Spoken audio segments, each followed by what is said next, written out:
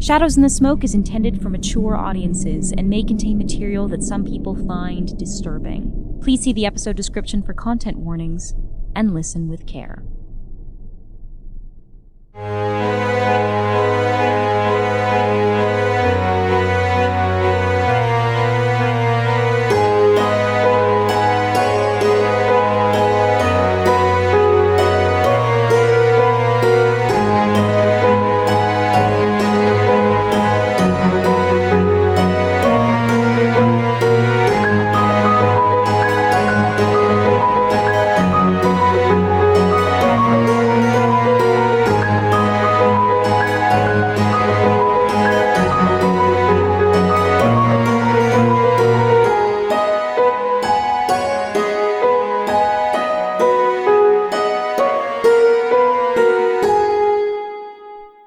So, hunters, let's talk a little bit about the scene that you, the players, not the hunters, just witnessed. This scene of the woman and sapphire.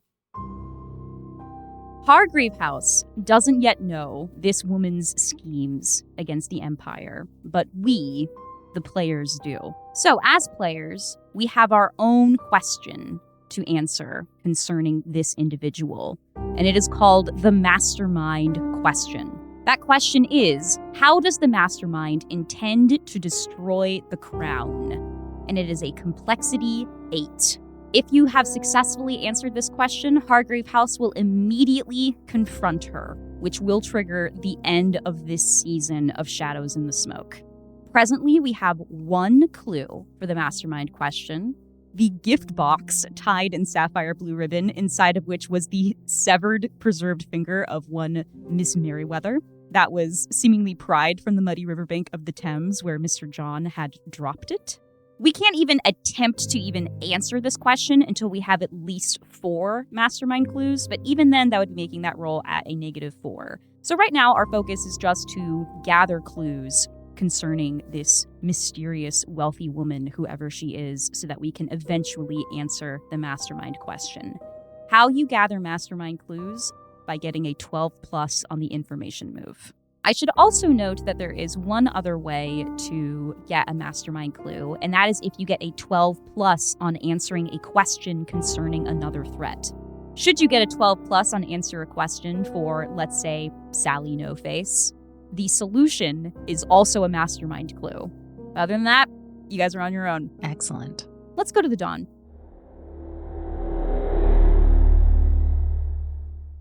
So in the dawn phase, the first thing that we do is resolve any moves that are resolved in the dawn, of which there are 2. Mr. John, you owe me 2 clues for Sally No Face. 1, you got from your very good quickening roll, so you picked up on some clue that your heightened senses were able to glean.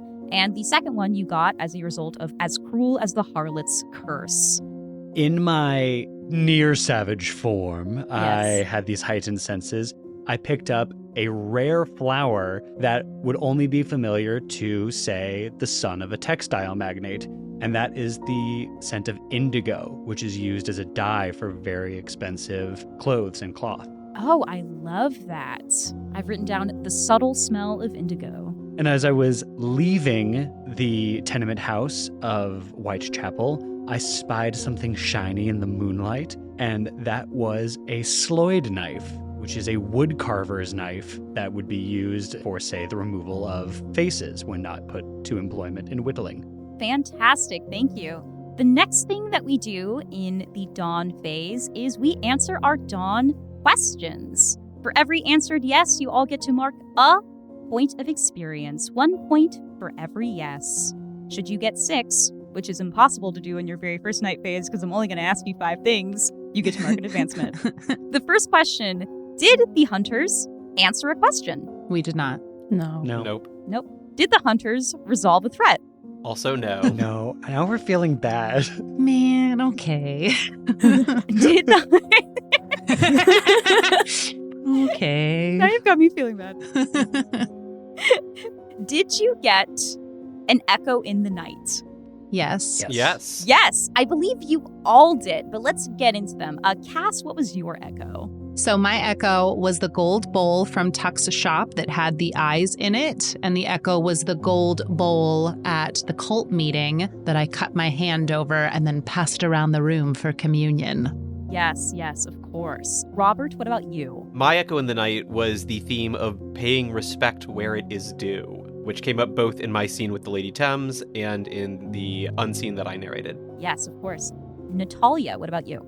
My echo in the night was the amber liquid that Rabbit used in his ritual at the Thames, and also the amber liquid that Tuck drank when he went back home in his unseen. Yes, of course. And T, your echo? I had 2 attempts. I had Vera's eyes being glassy after she was washing her face out of a pewter basin. But in case that didn't count, I also wove in deserves respect as a phrase to refer to the dapper boy. I think those are 2 echoes. Sadly, just the 1 point of experience.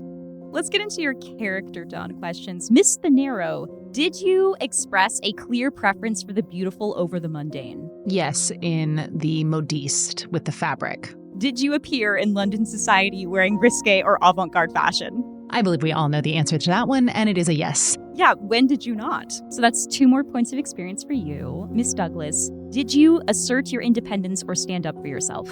Sadly, no, I did not. Did you, subtly or not so subtly, invoke your oceanic heritage or your love for the sea? That I absolutely did do with the fabric that Ina was dressing herself in at the modiste. Mr. Lloyd, did you have a face-to-face encounter with a dark entity? Yes, with the Lady Thames and also with the Raven With creature. the weird crow That thing. was so horrifying. That was wild. I've been talking to people about that all week. He put his beak in my mouth. And then I ate him. And I then you ate him. committed. Then you ate the whole thing. He was hungry. This is a no-waste household. We eat consciously here. And conscious things. Mr. Lloyd, did you perform a ritual? 2 that led to my 2 face-to-face encounters with said dark entities. Yes, 1 successfully, 1 a little more Mr. John, did you use violence to solve a problem? Oh, yeah. Yeah. I held a dear sweet woman up to a wall by her throat, and I brandished a knife at a mob of mudlarkers. And a child. And a tween. He's basically an adult. Did you share a treasured memory from the States during an intimate encounter with another character? Yes, I saved a young Mark Twain from an alligator. You did! Fantastic. All right, let's go to the day. So when I say that it's a brand new day in London, I do not literally mean the next day. Much like any good Gothic novel, there's always an assumed passage of time between important events. A couple of weeks have passed since the last time we peeked in on the hunters' lives at Hargrave House. The first thing I do in the day phase is I introduce a new threat if we have fewer than 3 active threats. And we've only got 1. This threat is called the Demon of Kilburn Abbey. Bartholomew Gastrell, an old friend of Hargrave House and one of the finest surgeons in London, has told you of his newest guest at the mortuary. The well-preserved body of a girl was found at Kilburn Abbey during recent renovation work, walled up in the basement. Shortly after removing the corpse, dark urges have begun to spread inside the monastery. Statues and paintings have been smeared with obscene drawings. Monks were found in sinful embrace. The abbot himself blasphemed God during Mass, foaming at the mouth. According to Gastrell, each of these events was preceded by a sighting of the walled-up girl, wearing pre-century clothes and the most wicked smile. I now get to direct the following to a hunter of my choice. I think considering the nature of this threat, I would like to ask this of Mr. Lloyd.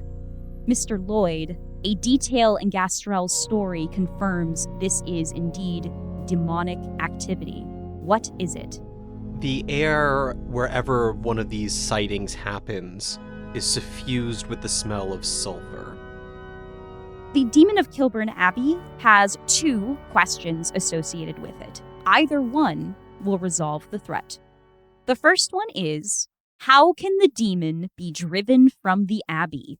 This is a complexity 6 question, and we resolve the threat by using innocence or piety as bait and then performing a banishing ritual. The second question is, why was the demon bound to a girl?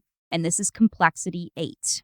You resolve the threat by performing a ritual to rebind the demon to the girl's corpse. If you do so, thereafter, the hunters have access to a custom move called Demonic Insight. Ooh. Gotta get that custom move, gang. I want that so bad, guys. We don't know what it does, but it's got a cool name. I want it. We Just want the it. title alone, I'm buying. Demonic Insight reads as such. When you have the darkened threshold marked, which is one of your masks of the future, and you seek answers about someone's darkest desires by consulting a demon anchored in this world, roll with sensitivity.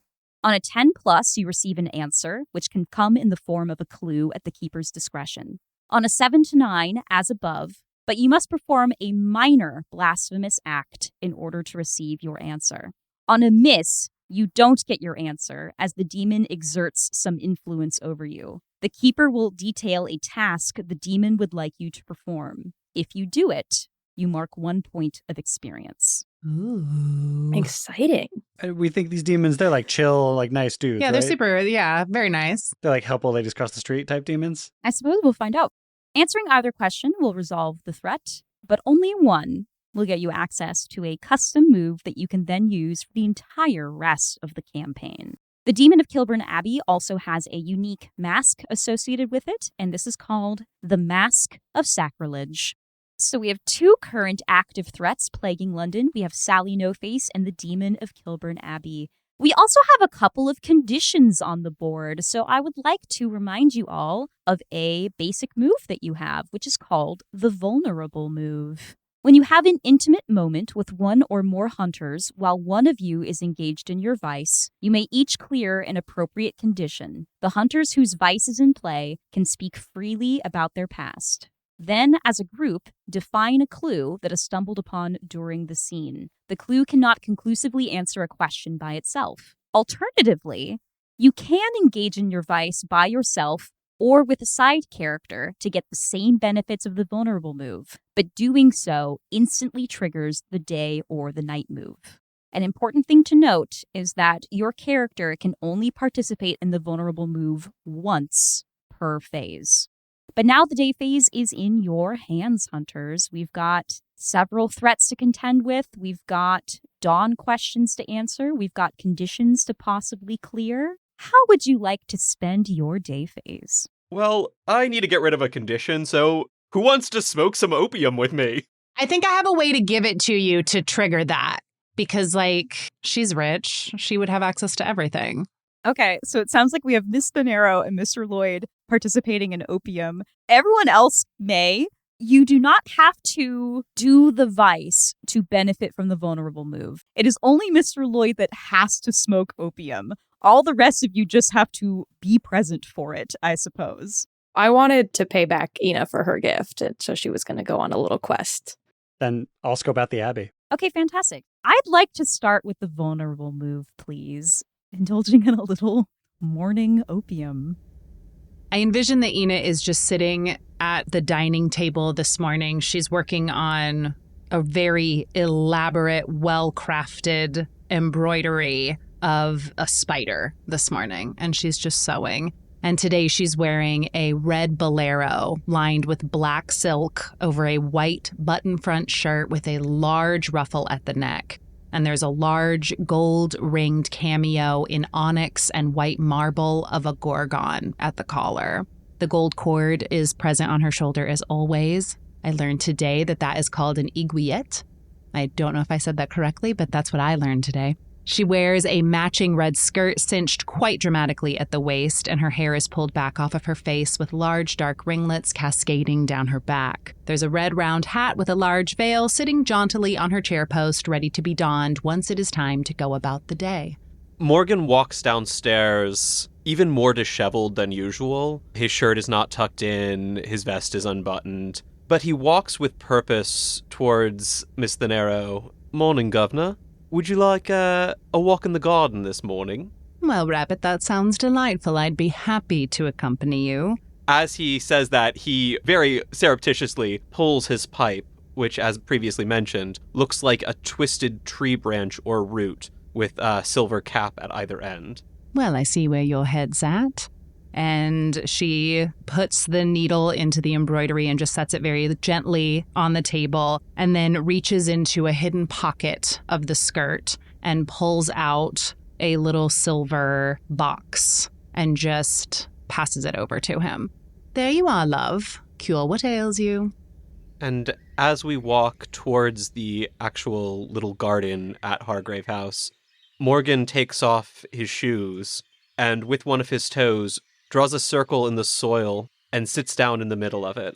He mutters something under his breath that doesn't sound quite like English, fills the end of the pipe, lights it, takes a long, deep breath, and releases somehow more smoke than you think he should have been able to breathe in. Miss Douglas, where are you off to today? Maisie is going to go in search of pearls. So she's going to go down to the harbor and try her best to find as many oysters as she can.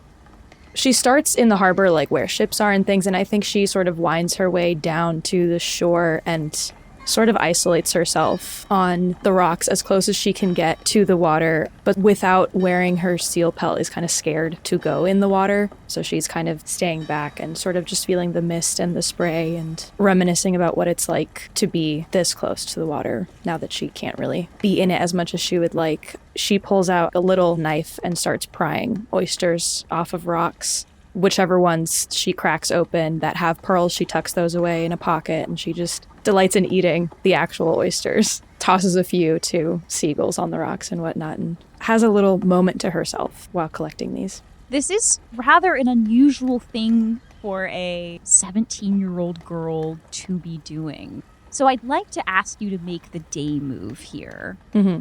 What are you afraid might happen if you fail or lose your nerve? What I mean more by that is if you are attracting the wrong sort of attention by doing this, what are you afraid might occur? I think if anybody nearby starts to take notice of her and sort of starts drawing attention to the fact that she's here alone, honestly, barefoot, does not look like she belongs, she might get carted away to some sort of home for children where she'd get stuck and not really be able to go back to Hargrave House. So this is going to be a day move with composure. That is a 7. And Mr. John, off to the Abbey, you said. Yeah, I ain't no stranger around a pretty Puritan girl who needs to be taught the error of her wicked ways.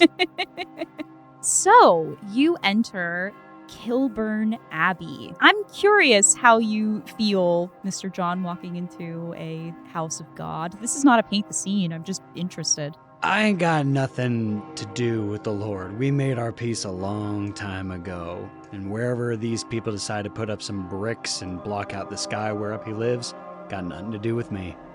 You enter, and we hear the footsteps of your boots echoing down these cavernous spaces, these long hallways.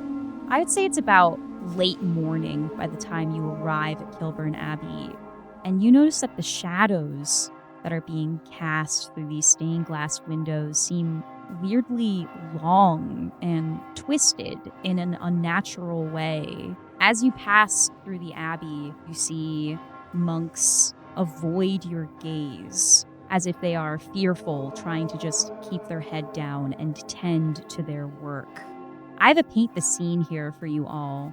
What signs of the demon's influence do you see upon setting foot in the abbey? These monks are engaged in the distilling of chartreuse, and it is hot to the touch. There's steam rising off of it, and it is boiling, which is interfering with that work. Despite us being in rainy old London town, all the plants around the abbey are brown and scorched as though they've been through a long, dry summer. All of the crucifixes and crosses present in the church are inexplicably upside down. On every surface inside this church, there is a thin layer of ash. To run my finger along the edge of one of these upside-down crucifixes, picking up a layer of ash, blow it into the air and say, "Ain't anybody around here in the business of helping sinners? I got one here mighty in need."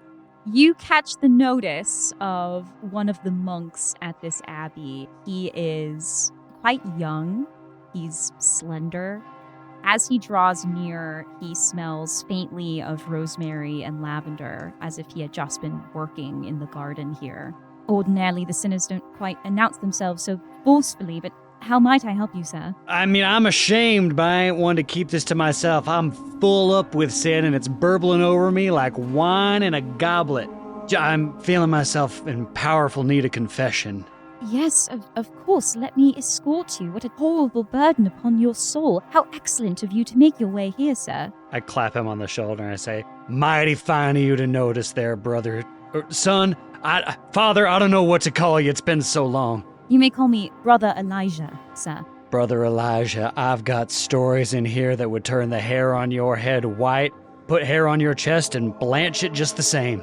He chuckles a bit at this, with a darkness to it that I think surprises you. I'm not quite so sure, sir. The things that I've seen around here recently, well, I imagine I'm quite hard to shock. Surely nothing worse than what's going on in this skull of mine and this thumping heart of mine, the wickedness that I've been to. The whoring, the murdering. Let's come with me somewhere a bit more private. I follow him. Let's go back to the gardens of Hargrave House. I think at this point, Ina is just sitting on like a stone bench, just watching, just observing him in the like the whole ritual of all of it. So what is it that you like about it? Do you dream? Yes, on occasion. I don't. Really? What do you see then? For me, night holds no comfort nor terror. It is merely dark. This is the closest I've come to dreaming since I was quite young. Does the darkness frighten you? Oh no. I just miss. Well, I miss this. When reality melts away, when things that are real and things that are stories only meld together, when reality and fantasy seem as they are lovers wrapped in each other's arms. That's what I miss about dreams, and that's what I love about this. So what do you see right now? Mostly the same things you do. Just some of the shadows are a bit longer, a bit more movement where you might not expect it. You notice things that you might otherwise not. I'm more than happy to allow you to partake. Oh, darling, it's not for me, unfortunately. But what do you see? Give me an example, like this bush over here. Is there anything particularly dreamy about this bush today? Morgan doesn't say this, but when he looks at the bush that she is pointing at, he sees the bush and plants like it far beyond, not extending into the third dimension, but extending somehow into another reality. Mostly just a bush. Mostly. So, when you are in this space of dreams and enjoyment, what do you hope to see? Well, I think I hope to see what any young man hopes to see. And what might that be? Well, if you don't know that, I'm not sure I can answer it for you. Well, I suppose I have an idea. No, but really, Rabbit, what does a young man hope to see in his dreams? Well, a lady. What else? And I think she just kind of sits back and chuckles at this. Very just, oh, boys will be boys. Mr. Lloyd, I think you can clear jealous lovers. And you and Cass get to collaborate on a clue for me. It can be for either of the active threats, either Sally No-Face or the Demon of Kilburn Abbey. It just cannot conclusively answer any of those questions.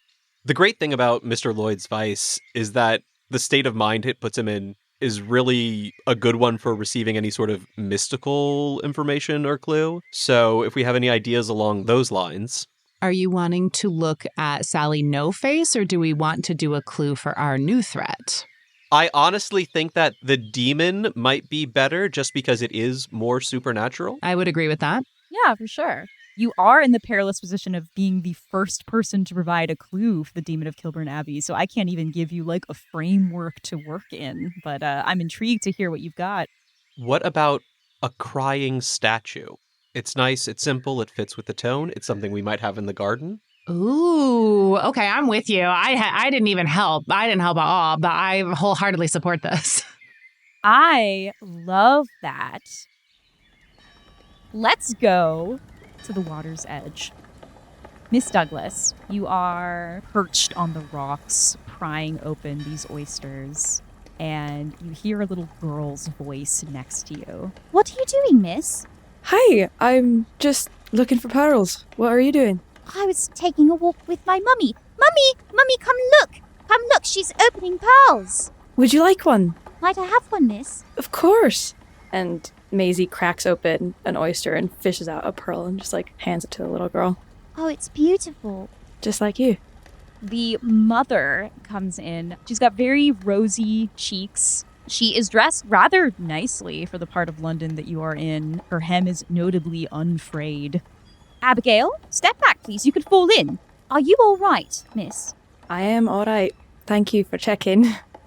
All right. It's just I couldn't help but notice the state of you, I suppose. Are you in need of any help in any way? Oh, no, I'm just fine. You don't like to feel the breeze of the ocean?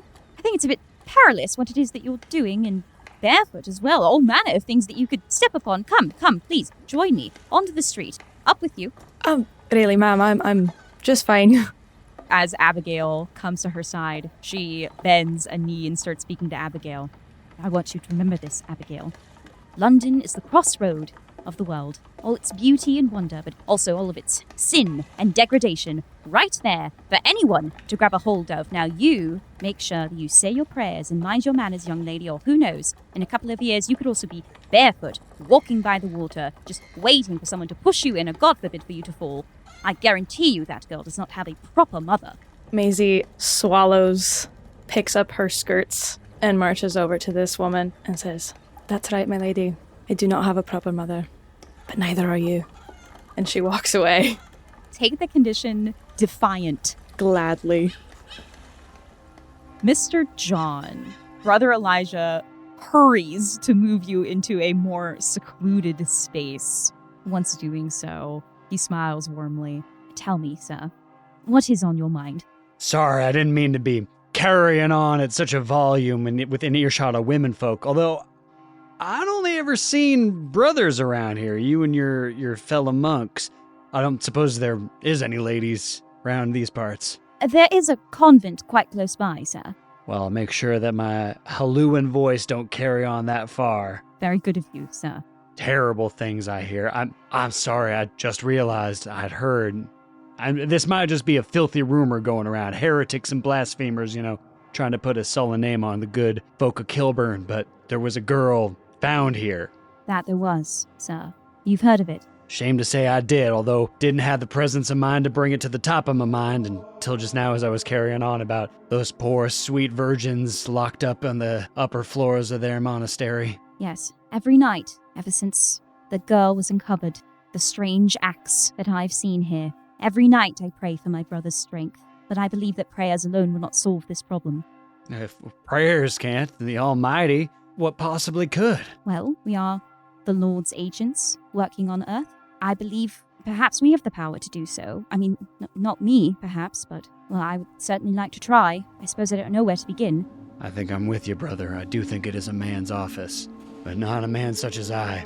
Not me, the blackened, tarnished sin that I got. I wouldn't be surprised if you found me walled up in your basement next. The things that are carrying on in my heart. Sir, you should not share this burden alone. I am here to listen. Where to begin? Well, just a few weeks back, I was in Whitechapel, rutting and sweating, ruining the sheets of a poor young lady just trying to make her way through the world. I've done it nearly every night since. Different women. Sometimes I hired 2 women and I just watched them rut together, sit in the corner like.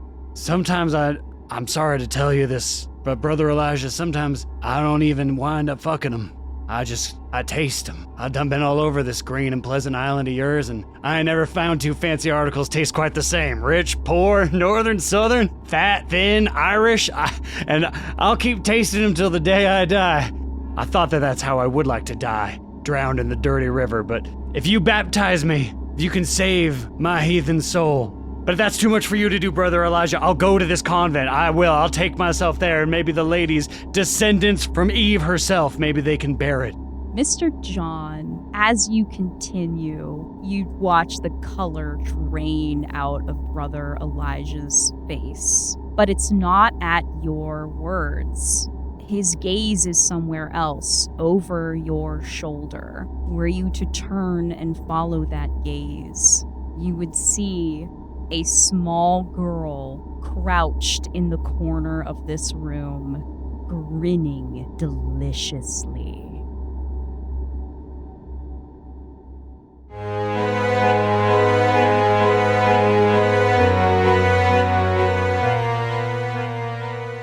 Shadows in the Smoke is a Kitten Marlowe production. This episode was edited and produced by Kim Dalton and featured a theme song by Jake Pierle. You can find out more about us by visiting kittenmarlowe.com, signing up for our newsletter, or following us on socials. For Discord access, an exclusive behind-the-scenes show, and more, visit patreon.com/kittenmarlowe and join Madeline, Carrington Giamatorio, Vincent Kirk, and Michael Thomas in supporting artist-driven storytelling. Thanks for listening.